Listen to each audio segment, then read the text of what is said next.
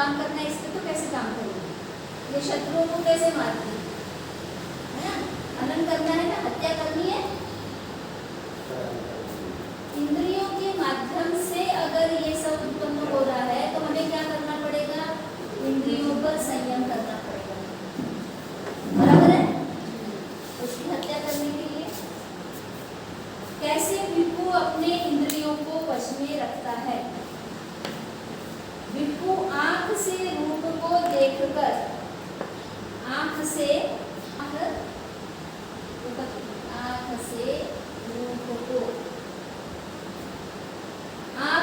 रूप को देखता है। ये क्या हो गया, इंद्रिय, और ये क्या हो गया, विषय वस्तु, और ये हो गई क्रिया, देखने की क्रिया, बराबर। मैं जो बोल रही हूँ इसकी तरफ ध्यान दो, दिखना नहीं हुआ चलेगा। इंद्रियों को संयम करना है तो कैसे करेंगे इंद्रियों को संयम, आंख से रूप को देखता है। आंख क्या है, इंद्रिय, रूप क्या है, विषय वस्तु, और देखना क्या है, क्रिया है। अब देखने के बाद में क्या होता है, उसका असर होता है, किस पर असर होता है, चित्त पर असर होता है ना। फिर चित्त कहता है अच्छा है या बुरा है ना। अगर सुंदर लगा, रूप यदि सुंदर लगा तो क्या हो जाता है, आसक्त हो जाता है। रूप यदि सुंदर है तो बिल्कुल क्या हो जाएंगे, आसक्त हो जाते हैं। तो यहीं पर हमें रोकना है। जब आसक्त होने लगता है तो हमारी समझ में आता है, प्रैक्टिस कैसे करेंगे, आना चाहिए। हमारा मन क्या बोल रहा है ये हमें जानना है। ठीक है सुंदर है, फर्क नहीं पड़ रहा, ठीक है सुंदर है, सुंदर नहीं है तब भी फर्क नहीं पड़ रहा। ना सुंदर देखकर हमारे मन में उसके प्रति आसक्ति का भाव आ रहा है, और ना असुंदर देखकर द्वेष का भाव या घृणा का भाव। ये दोनों भाव हमारे मन में नहीं लाना है। कुछ सुंदर दिखा तो आसक्त नहीं होना है, और कुछ असुंदर लगा तो घृणा नहीं होती। ये हमारे माइंड में असर दो तरह का होता है, सुंदर असुंदर को देखकर। तब हमें नियंत्रण करना है अपने चित्त पर। ये ऐसा है तो ये ऐसा ही है, उसे वैसा ही जानो। उसे कैसा जानना है, जैसा है वैसा ही जानना। न पाने की चाहत करेंगे न ठुकराने की चाहत, दोनों ही चाहत हमारे अंदर उत्पन्न नहीं होनी। कहते हैं तटस्थ भाव। दूसरा शब्द एक आता है साक्षी भाव। साक्षी का मतलब क्या होता है, गवाह। मराठी में बोलते हैं साक्षी, साक्षीदार, यानी हम उस चीज के साक्षीदार हैं, हम उस बात के गवाह हैं कि हम ये देख रहे हैं, ये अच्छा है तो अच्छा है, ये बुरा है तो बुरा है, ये सुंदर है तो सुंदर है, ये कुरूप है तो कुरूप है। लेकिन मन में किसी भी प्रकार का घृणा का भाव या आसक्ति का भाव निर्माण नहीं होने देंगे। यहीं पर हमें काम करना है। चक्षु इंद्रिय का संयम नहीं रखने से मन में दौर्मंड से बुराइयां और अकुशल विचार चले आते हैं। उसकी रक्षा के लिए यत्न करता है। भिक्खु क्या करता है, ये तटस्थ रहने के लिए प्रयास करता है। यत्न करना यानी प्रयास करना या अभ्यास करना, प्रैक्टिस करना, ये करना पड़ता है उसको। मन भागेगा इधर या इधर भागेगा, उसको कंट्रोल करना है। अब जब हम ध्यान साधना में बैठते हैं तो हमें ये चीज सिखाई जाती है कि हमारे शरीर पर तरह तरह की संवेदनाएं उत्पन्न होती है ना। वो संवेदनाएं कभी हमें अच्छी लगती है तो कभी बुरी लगती है। यदि कहीं पर खुजली हो रही हो तो मन उतर जाएगा, क्योंकि वो त्वचा पर महसूस हो रही है। तो हम क्या करते हैं, हमारा माइंड हाथ को आदेश देता है आप खुजा ले थोड़ा सा, या फिर कहीं पर बहुत अच्छा लग रहा है, ठंडा ठंडा लग रहा है, तो फिर उसको भोगने लग जाते हैं। ये भोक्ता का भाव निर्माण हो जाता है, दोनों ही भोक्ता का भाव है। तो वहाँ पर विपश्यना करते समय ये हम प्रैक्टिस अपने शरीर के आधार पर कर रहे होते हैं, क्योंकि आंखें बंद करके हम उसमें एकाग्र हो रहे हैं। हमें पता चल रहा है जो हम काम करते हुए बोलते चाहते हुए महसूस नहीं कर पाते, उधर ध्यान नहीं जाता हमारा, क्योंकि हम बहिर्मुखी होते हैं, बाहर का सब देख रहे होते हैं, तो बाहर की चीज़ों की तरफ ज़्यादा ध्यान जाता है, लेकिन भीतर शरीर के अंदर क्या हो रहा है इसकी तरफ ध्यान नहीं जाता है। जैसे बैठकर विपश्यना करते समय हमारा ध्यान हमारे शरीर के भीतर की ओर जाता है और हमें बताया जाता है कि नहीं उसमें भोक्ता भाव उत्पन्न मत करो, उसको साक्षी भाव से देखो, कोई प्रतिक्रिया मत करो। तो वहाँ तो हम विजित हो जाते हैं, कंट्रोल कर लेते हैं कि वहाँ से कोई ना कोई हमें इंस्ट्रक्शन दे रहा होता है कि ऐसा हो रहा है वैसा हो रहा है, प्रतिक्रिया मत करो, तटस्थ होकर उसे सिर्फ जानो, सिर्फ देखो, लेकिन कोई भाव उत्पन्न मत होने दो।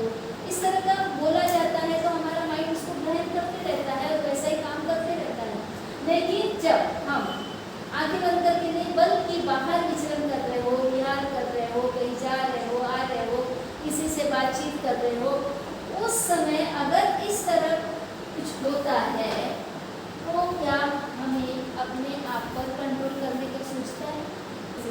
तो असल में भिक्खु भिक्खुनी का क्या काम है?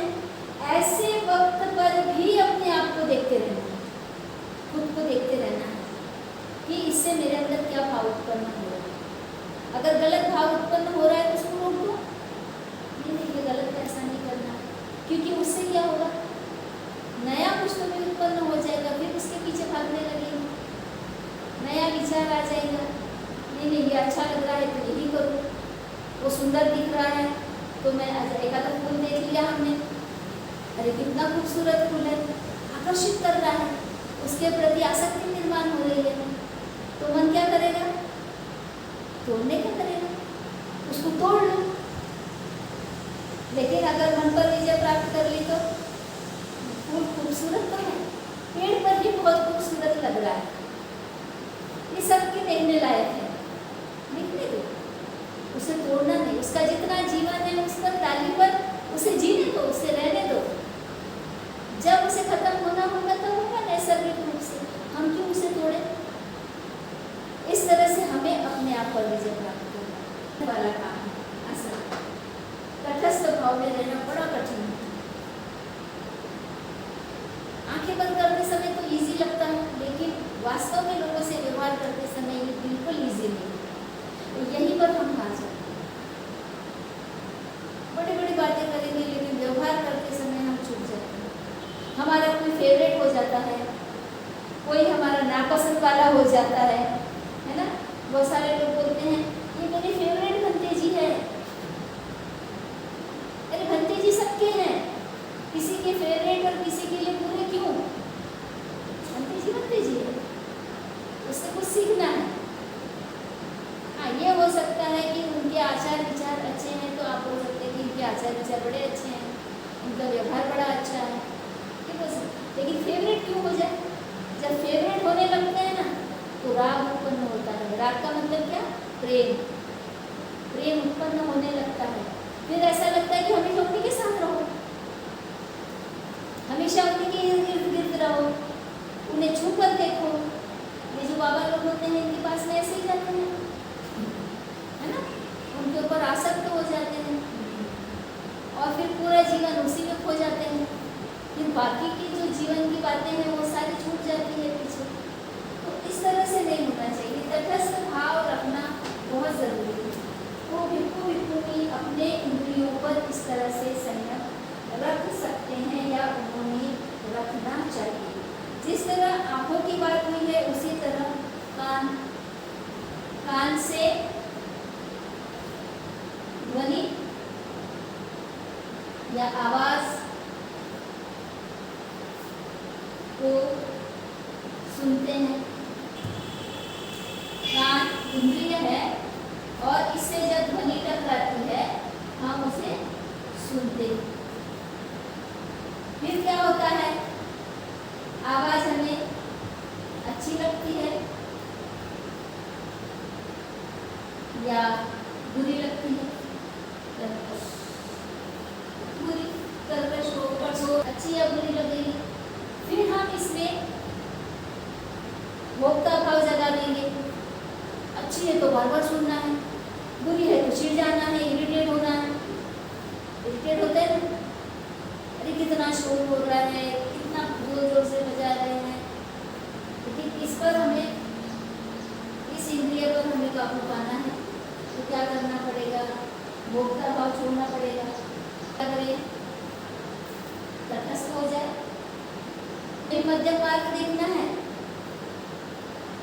मध्यम मार्ग कैसे देखें, अगर बहुत ज़्यादा शोर हो रहा है, कोई बीमार है और बीमार को तकलीफ है, उसके और बीमार पड़ने का खतरा है, जान जाने का खतरा है, तो हम दुर्लक्ष्य नहीं कर सकते। इसे रिक्वेस्ट करनी पड़ेगी कि आप ऐसा मत करो, किसी की जान भी जा सकती है। और अगर नहीं सुनता है तो फिर अपने को ही वहाँ से चले जाना। ये नहीं कि उसको मारने दौड़े। बहुत सारी हत्याएं ऐसे क्रिमिनल में कई बार बताया कि थोड़े से शोर के लिए लड़ाई झगड़ा हो गया, बंद करने के लिए बोला, बैंड को नहीं किया बंद और इस तरह से हत्या हो गई, मारा मारी हो गई। बोलने गया तो उसी की मृत्यु हो गई, जो समझाने गया उसी को मार डाला गया। तो 3 बार समझाना है, नहीं समझे तो अपनी को भी जगह बदल देंगे।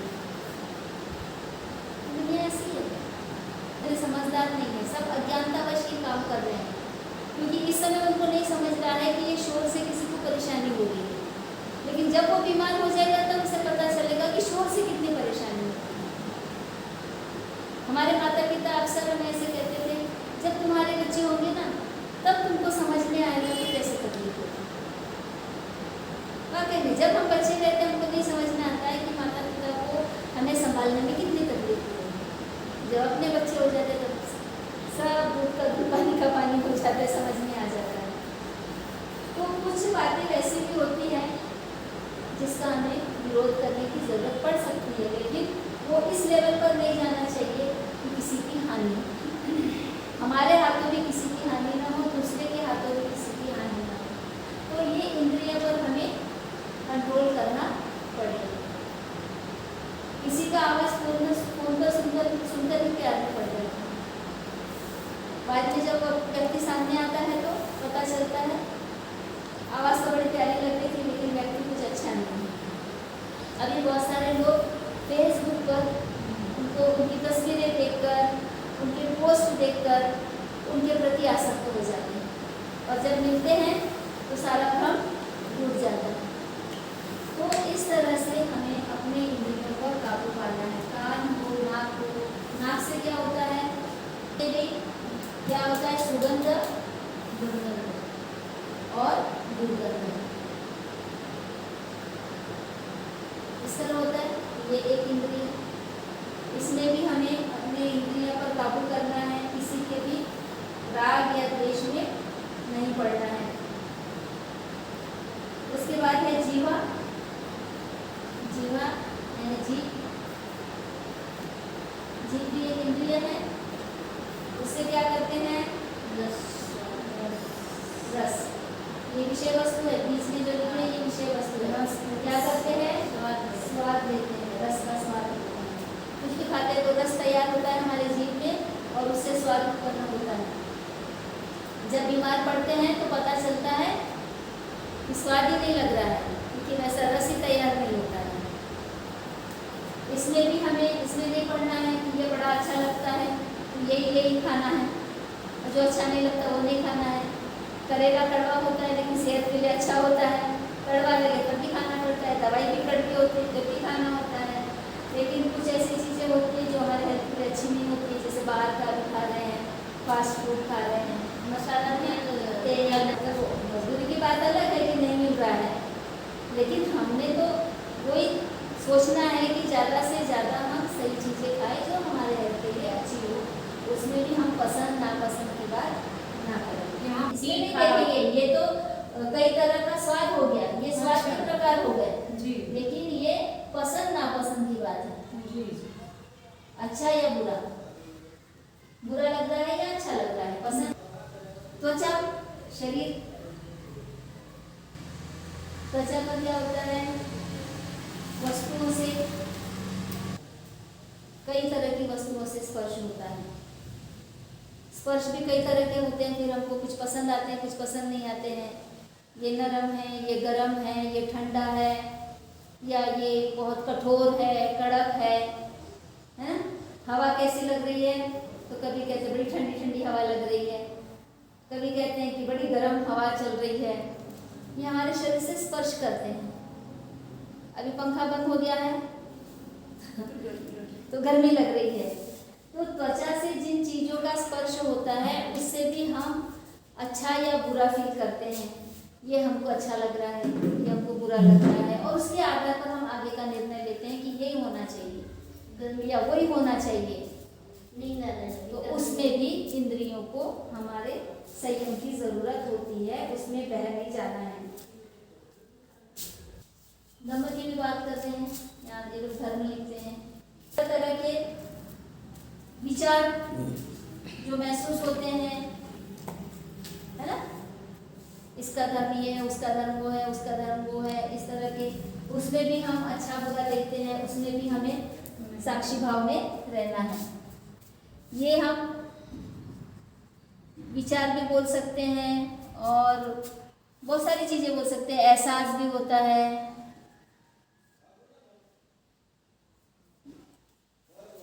बहुत सारे वस्तु, स्वभाव भी बोलते हैं, उसको भी धर्म बोलते हैं। अच्छा होता है या बुरा होता है, मतलब हमें लगता है अच्छा है या बुरा है, फिर उसमें भी हम बह जाते हैं। तो कितने तरह की विचारधाराएं हैं, कितने तरह के धर्म हैं, है ना। जैसे बुद्धा के समय में 62 प्रकार की विचारधाराएं थी, तो उसमें भी हमें अपने आप को इरिटेट नहीं करना है। अपने को कोई धर्म पसंद नहीं है, लेकिन हमको इरिटेट होना है क्या? नहीं होना है, ठीक है, वो उनका काम है। जैसे बुद्ध ने भी बहुत सारे उदाहरण दिए उसमें, है ना, वो उन्होंने कहा कि ये हीन विद्याएं हैं, लेकिन मैं नहीं करता। उनके साथ लड़ने जा रहे हैं क्या? नहीं। कि तुम क्यों ऐसा कर रहे हो, ये गलत है, ये गलत है। हमारे यहाँ ज़्यादातर लड़ाई ऐसी होती है कि मुझे ये सही नहीं लग रहा है, तुम्हें क्यों सही लग रहा है, तुम क्यों कर रहे हो, उसके लिए लड़ना शुरू कर देते हैं। अगर हम समझा सकते हैं तो ठीक है, अपने विचारों को प्रेजेंट कर सकते हैं, कन्विंस कर सकते हैं तो ठीक है, अन्यथा छोड़ देना है। सही है ये हमको साबित भी तो करके आना चाहिए, और साबित करने के बाद में भी अगर कोई उसको सही नहीं मान रहा है तो उसके लिए क्या लड़ाई करेंगे? नहीं करना है, छोड़ देना है इसको। हमने पातिमुख्य पढ़ते समय भी देखा है कि भिक्खुनियाँ सही को गलत और गलत को सही बोल रही है, उससे लड़ाई हो रही है।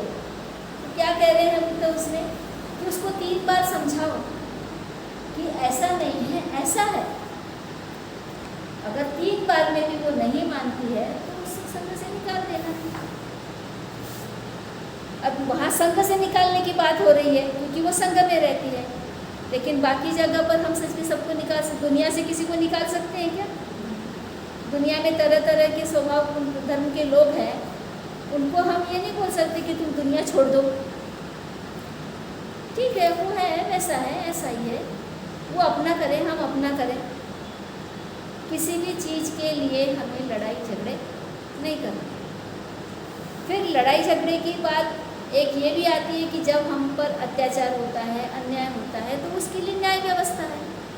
अगर हमें कोई बात सही नहीं लग रही है तो हम न्यायालय की शरण जा सकते हैं। भिक्खु संघ में भी एक न्याय व्यवस्था है, वहाँ पर हमें अपनी बात रखनी है कि हमारे साथ ये सही नहीं हो रहा है, और देश की बात जब है, देश में कुछ इस तरह का हो रहा है, गलत काम हो रहा है, तो वहाँ पर न्याय व्यवस्था है, वहाँ हम कंप्लेंट कर सकते हैं। जैसे कि नल में पानी नहीं आ रहा है, तो कहाँ कंप्लेंट करते हैं? कंप्लेंट करते हैं भाई पानी लाओ, हमारे लिए पानी की ज़रूरत है। ऐसा तो नहीं ना कि पानी नहीं आ रहा है नल में, 2 दिन हो गए, 4 दिन हो गए, 10 दिन हो गए, महीना हो गया, लोग मरने लगे हैं, फिर भी हम तटस्थ भाव से देख रहे हैं। ऐसा तो नहीं होगा ना। अगर बीमारी फैली है गांव में, तो तटस्थ भाव से देखोगे क्या? नहीं, कुछ ना कुछ उसके लिए करोगे, उसको ठीक करने के लिए, वो भी हमारा कर्तव्य है। तो हर चीज को बहुत विस्तारित दृष्टिकोण से हमें देखना है, कहाँ पर किस समय क्या लागू हो रहा है, हमें अपने इंद्रियों पर कब संयम रखना है और कब हमें एक्शन करना है। किसी के भले के लिए एक्शन करना है तो करना पड़ेगा। ऐसा नहीं कि रोड पर कोई बच्चा दौड़ा चला आ रहा है और एक गाड़ी आ रही है और डर है कि वो कहीं वो गाड़ी में दब न जाए, तो तुम साक्षी भाव से देखोगे क्या? तुम्हारी आंखें देख रही है ना उस दृश्य को, और तुम्हें बुरा लग रहा है, डर लग रहा है कि कहीं उस बच्चे के साथ अनहोनी न हो जाए, तो साक्षी भाव से देखोगे कि उसे बचाने की कोशिश करोगे, बचाने की कोशिश करोगे। तो ये मध्यम मार्ग है, इस चीज को समझना है। किसी में भी कट्टरता नहीं आनी चाहिए। जहां कट्टरता आ गई वहां सही धर्म नहीं है, वो कट्टरवाद में चला जाता है। हमें सारे धर्मों में लड़ाई झगड़े इसीलिए दिख रहे क्योंकि सब में कट्टरता है। वो बोल रहे हैं कि मेरी मुर्गी की एक ही टांग, ये ऐसा है तो ये ऐसा ही है, हम मान रहे हैं तुम भी मानो। ऐसा नहीं होता है, क्योंकि सबके ऊपर अलग अलग संस्कार दिए हैं, सब लोग अलग अलग तरीके से सोचते हैं, और सही दिशा में लोग जाए इसीलिए तो हम लोगों को ये काम करना पड़ता है। लोगों के बीच में जाकर उन्हें ज्ञान देना पड़ता है ताकि वो सही को सही और गलत को गलत समझ सकें। कार्यक्रम में मोमबत्ती जलाते हैं, परंपरा बन गई है। सभी तो कार्यक्रम में धूप अगरबत्ती जलाते हैं, हम आंखों से देख रहे हैं, गंध भी ले रहे हैं, हमें तकलीफ भी हो रही है, तब भी हम साक्षी भाव से देखते रहेंगे। क्या करना पड़ेगा? जो उससे नुकसान होता है वो लोगों को बताना पड़ेगा कि भाई इससे तुम्हारा नुकसान हो सकता है, इसको हटा। सुनते हैं तो ठीक है, नहीं तो लड़ाई नहीं करनी। क्या समझ में आ रही? कितनी बार समझाना है? 3 बार। तो हमारे इंद्रियों के संपर्क में बहुत सारी दुनिया की विषय वस्तु है, वो टकराती है इंद्रियों से, और उसके आधार पर हमारे मन में कई तरह के भाव उत्पन्न होते हैं, अच्छे बुरे हर तरह के भाव उत्पन्न होते हैं। तो बहुत बार हमें तटस्थ रहना पड़ता है क्योंकि हमारे हाथ में बहुत सारी चीज़ें नहीं हैं, हम नहीं कर सकते, सबको हम बदल नहीं सकते। लेकिन जहाँ हम कुछ करने की योग्यता रखते हैं बहुजनों के हित के लिए, लोगों के हित के लिए, वहाँ हमें कोशिश करनी पड़ेगी। जैसे देखा बच्चे के कपड़े सही नहीं थे, इधर जा रहा उधर जा रहा, कहीं लटक रहा, हम देख रहे हैं, हमको बुरा लग रहा था, बुरी भावना जागृत हो रही थी ना, अरे बेचारे कैसे ये कपड़े इनके सही नहीं है, उनको कितनी परेशानी हो रही है, तो उनका दुख दूर करना है हमें। तो ये तो अच्छी भावना आ रही है, तो क्या कर सकते हैं उनकी परेशानी दूर करने के लिए? तो हमने सोचा चलो इनके कपड़े सिल के दे अच्छे से, ताकि ये ढंग से पहन सके, इनको परेशानी ना हो। ये हमने उपाय किया। तो ये इसके खिलाफ नहीं जा रहा, ये इंद्रिय सबर के खिलाफ नहीं जा रहा, जो हम किसी की परेशानी दूर करने के लिए कोशिश कर रहे हैं। हमारा उद्देश्य महत्वपूर्ण है। इंद्रियों पर संयम रखने का जो हमारा उद्देश्य है, ये उद्देश्य सही होना चाहिए। किसी की जान बचाने के लिए हमें काम करना पड़ सकता है, किसी का दुख दूर करने के लिए काम करना पड़ सकता है, किसी की परेशानी हटाने के लिए काम, कहीं पर हम बातों से समझा के उनकी परेशानी दूर कर सकते हैं, तो कहीं कहीं हमें फिजिकली भी करना पड़ सकता है। क्योंकि बुद्ध का मुख्य उद्देश्य क्या है? लोगों को दुख से दूर करना, दुख कम करने का है ना उद्देश्य उनका। मनुष्यों का, तो वो उद्देश्य सामने रखकर हमें काम करना है। समझ गया? इंद्रियों का संवर कैसे करते हैं, यानी पूरे समय हमें जागरूक रहना पड़ेगा, अपने आप को चेक करना पड़ेगा हम सही उद्देश्य के लिए काम कर रहे हैं या नहीं, क्योंकि इंद्रियों का बहुत सारा उपयोग है। अभी तुम कान से धम्म सुन रहे हो और धम्म सुनकर तुम्हारे अंदर आनंद के भाव निर्माण हो रहे हैं, ये अच्छी बात है ना। तो इसे आगे बढ़ाना है, जो सही बात है उसे आगे बढ़ाए और ज्ञान ले और ज्ञान सुने, ताकि उसका उपयोग हम सबके हित के लिए कर सकें। ठीक है? एक स्मृति यानी याद रखना, हमें याद रखना पड़ेगा कि हम सही काम कर रहे हैं भी। भिक्खु जाने और आने में सावधान रहता है, कहीं भी आता जाता है तो सावधान रहता है, देखने और भालने में या बोलने में वो सावधानी रखता है, पसरने में सावधानी, पसारने में सावधानी, संगाटी पात्र जीवन के धारण करने में सावधानी। कहाँ कहाँ सावधानी रखनी है, हमारा ड्रेस सही से है कि नहीं है, हमारा पात्र सही है कि नहीं है, हम ठीक से बैठे हैं या नहीं, हम ठीक से चल रहे हैं या नहीं, हम ठीक से बोल रहे हैं या नहीं। इस बात में जागरूकता और सावधानी होनी चाहिए, खाने पीने, चलने, सोने, यहाँ तक कि पाखाना पेशाब करने में भी, खड़े रहने में भी। बहुत सारे लोग ऐसे ऐसे खड़े रहते हैं, ऐसे खड़े रहते हैं। अब आम लोग रहते हैं तो रहते हैं, हमें रहना है क्या? नहीं। हमें एक गरिमापूर्ण रूप में लोगों के सामने पेश करना है, तो हमें सावधानी से सही तरीके से खड़े रहना चाहिए कि वो खराब न लगे। सोते समय भी, जागते समय भी, चुप रहते समय भी, चुप है तब भी, इस तरह भिक्खु स्मृति और संप्रजन्य से युक्त होता है। यानी ये सब तभी हो सकता है जब हम स्मृतिवान रहे, जागरूक, कोई भी काम करते समय। अब यहाँ पे क्लियर हो रहा है कि केवल आंख मूंद कर जब बैठते हैं ध्यान करने के लिए, उसी समय सावधान और जागरूक रहना है क्या? नहीं, हर काम करते हुए, जागते, उठते, बैठते, खाते, पीते, यहाँ तक कि पेशाब को जाते हैं तब भी, बोलते समय, कपड़े पहनते समय, पात्र लेते समय, खड़े रहते हैं तब भी, हर समय जागरूक रहना है, हर समय स्मृतिवान रहना है कि हमसे कोई गलती ना हो जाए, हमारे चित्त में किसी भी प्रकार के गलत भाव न आए, जिससे कि हमारा और बहुजनों का अहित होता हो, कोई गलत परिणाम देता हो, ऐसा कुछ हमारे द्वारा ना हो जाए। उसके बाद में है संतोष। शुरू में जो हमने पढ़ा था ये उसी का विस्तारित रूप है। अजातशत्रु को शुरू में उन्होंने बोला था ना कि एक शील संपन्न भिक्खु या जो श्रमण भाव का पालन करने वाला भिक्खु होता है, वो किस तरह से शीलों का पालन करता है और संतुष्ट रहता है, प्रसन्न रहता है, उसी बात को इन्होंने और डिटेल में बताया। संतोष में क्या कह रहे हैं? महाराज कैसे भिक्खु संतुष्ट रहता है? महाराज भिक्खु इस प्रकार शरीर ढकने भर चीवर से और पेट भर भिक्षा से संतुष्ट रहता है।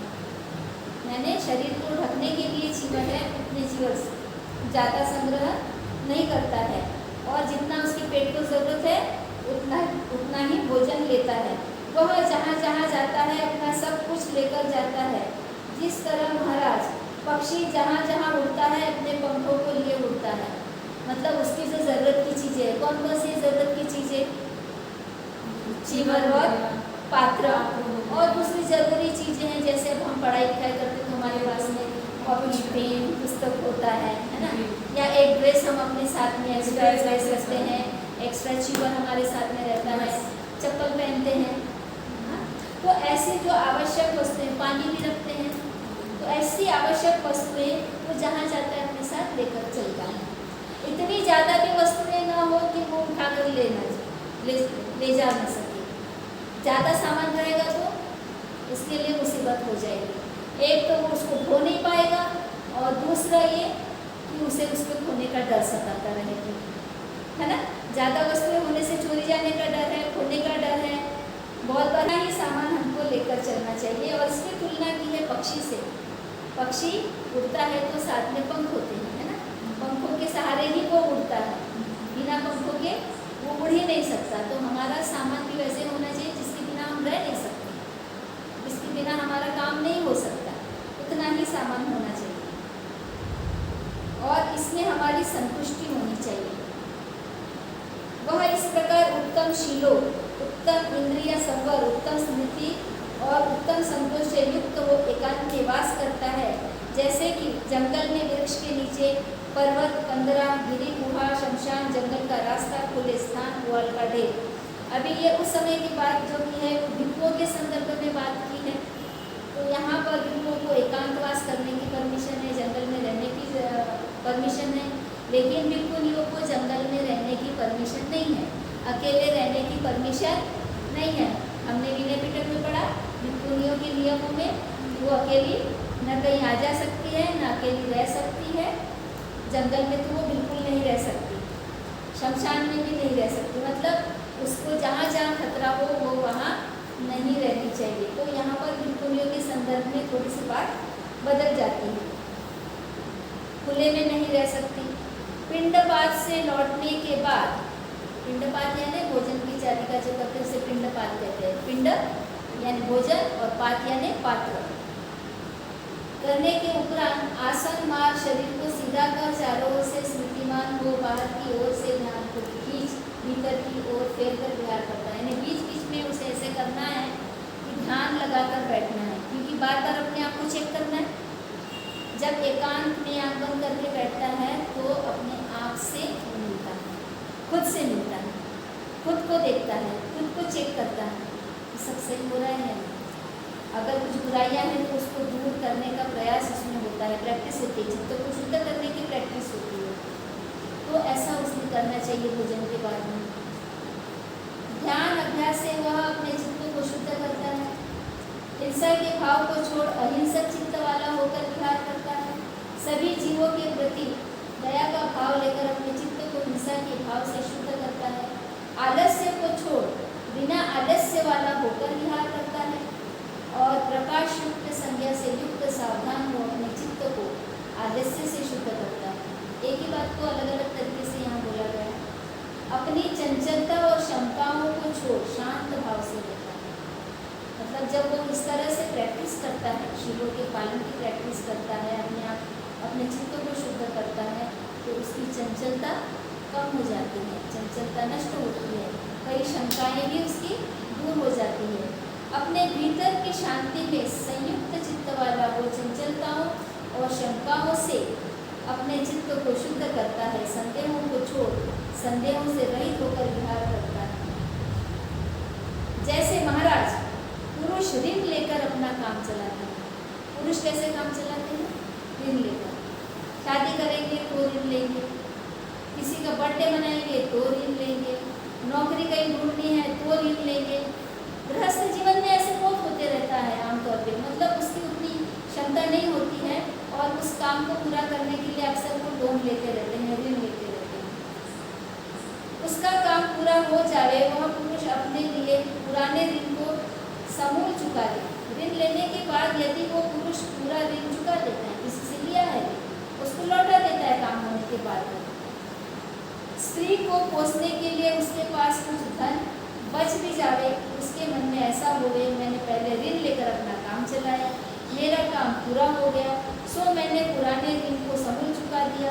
स्त्री को पोसने के लिए भी मेरे पास कुछ धन बच गया और इससे वो प्रसन्न और आनंदित होते हैं। यहाँ पर मतलब किसी काम के लिए ऋण लेते हैं, वो काम पूरा करने के बाद में ऋण चुका देते हैं। ऋण चुकाने के बाद में भी इतना बच जाता है कि वो अपने परिवार को पाल सके। केवल स्त्री की बात नहीं, तो बच्चे भी आते हैं, उनको पाल सके, अपने परिवार को पाल सके। तो ये बात स्त्री पर भी लागू होती है आज के समय में कि स्त्री अगर किसी से लोन लेती है किसी काम के लिए और फिर वो अपना ऋण चुका लेती है और कुछ बच भी जाता है तो उससे उसको संतुष्टि मिलती है। जब तक ये ऋण नहीं चुकाता तब तक आदमी बेचैन रहता है ना, कि कब उसका ऋण चुका, क्योंकि वो लगातार जिसका ऋण चुकाना है वो लगातार बोलते रहता है मेरा पैसा दो, मेरा पैसा लौटा दो। तो शत्रुता निर्माण हो जाती है, पूरे समय आदमी चिंता से ग्रस्त रहता है कि कैसे लौटाए, और इस कारण से वो कभी भी खुश नहीं रहता। और जब वो चुका देता है, चुकाने के बाद में भी एक्स्ट्रा बच गया है तो ये तो सोने पे सुहागा हो गया, तो वो कैसा हो जाता है, प्रसन्न चित्त हो जाता है। तो ऐसे ही भिक्खु भिक्खुनी प्रसन्न होते हैं जब वो शीलों का पालन भी करते हैं, सभी बातों का सही तरीके से निर्वाह करते हैं, इंद्रियों पर संयम भी रख लेते हैं, और बाद में ध्यान साधना करके अपने चित्त की शुद्धि भी करते हैं, हर समय जागरूक रहते हैं, कोई अपराध ना हो इसके बारे में वो सावधानी बरतते हैं। तो ये क्या हो गया, उसकी प्रगति बहुत हो गई, काफ़ी प्रगति हो गई। ये वैसे हुआ जैसे सारा ऋण चुकाने के बाद में और धन बच गया, इसलिए वो प्रसन्न रहता है, उसके चेहरे पे मुस्कान रहती है, मुदिता कहते हैं, वो मुदित हो जाता है। ठीक है। और तुलना की है, कोई पुरुष रोगी, दुखी और बहुत बीमार हो, उसे भात अच्छा नहीं लगे और न शरीर में बल मालूम होता है, ऐसा रोगी मनुष्य को, वह कुछ दिनों के बाद उस बीमारी से उठे, उसे भात भी अच्छा लगे, शरीर में बल भी मालूम थे। मैं पहले रोगी था, सो मैं बीमारी से बल भी मालूम होता है। यानी एक रोगी है जो रोग ठीक हो जाने के बाद में सब कुछ अच्छा महसूस करता है। पहले रोग में वो खाना नहीं खा पा रहा था, लेकिन बाद में उसको वो भी अच्छा लगता है, खांसी होता है, जो कमजोरी महसूस हो रही थी वो दूर हो जाती है, बल महसूस करता है। ऐसा ही भिक्खु भिक्खुनी ये सारे शीलों का पालन करने से महसूस करते हैं। फिर उदाहरण लिया है, अगर कोई पुरुष जेल में बंद हो, वह कुछ दिनों के बाद सकुशल बिना हानि के जेल से छूटे और उसके धन का कोई नुकसान न हो, तो वो भी ऐसे ही प्रसन्न होता है ना। बाइज्जत बरी है ना, बाइज्जत बरी हो जाता है तो उसका आनंद कितना होता है। वैसे ही भिक्खु भिक्खुनी होते हैं। कोई पुरुष दास हो, न अपने अधीन पराधीन हो, अपनी इच्छा के अनुसार जहाँ कहीं नहीं जा सकने वाला हो, उस समय अगर उसे दासता से मुक्ति मिल जाए, है ना। अगर कोई व्यक्ति किसी का गुलाम है, दास है, और पूरे समय उसी की गुलामी कर रहा है, लेकिन एक दिन अगर उसका जो मालिक है उसको मुक्त कर देता है ना, दासत्व से, तो उसे स्वतंत्रता महसूस होती है, वो पराधीन नहीं रहता है, और जहाँ चाहे जहाँ वो जा सकता है, अपने मन का खा पी सकता है। तो ये उसका आनंद कैसा होता है, वो सच्चा आनंद होता है। तो वैसे ही भिक्खु भिक्खुनी का आनंद होता है। कोई धनी और सुखी मनुष्य किसी कांतार यानी मरुभूमि में लंबे मार्ग में जा रहा हो, धनी है, सुखी है, लेकिन कहाँ चल रहा है, मरुभूमि में, मरुस्थल में, जहाँ पानी नहीं मिलता, भोजन की सामग्री नहीं मिलती, जहाँ चोर डाकू आदि का भय रहता है। उस समय के बाद उस मरुभूमि को पार कर ले और ऐसी जगह पहुँच जाए सकुशल, वहाँ सब कुछ मिलता है, खाने पीने को सब मिलता है। किसी गांव के पास पहुँच जाए मरुस्थल पार करके, तो उसे कितना आनंद होगा, अरे वाह, एक बार को तो मैं छूट गया उस मरुभूमि से, पार आ गया, अब गांव लग गया है, अब मुझे खाने पीने को मिलेगा। उसका आनंद एकदम ज़्यादा होता है। जैसे ऋण, रोग, जेल, दास्ता और मरुस्थल रास्ते में जाना, वैसे ही भिक्खु का अपने में वर्तमान 5 निवरणों काम, व्यापद, सत्यानुमृत, औदत्य, विचिकित्सा को देखता है। ये 5 निवारण की बात है। भिक्खु का अपने में 5 निवारण काम, व्यापद, विचिकित्सा मतलब संदेह, संदेह से मुक्त होना है, संदेह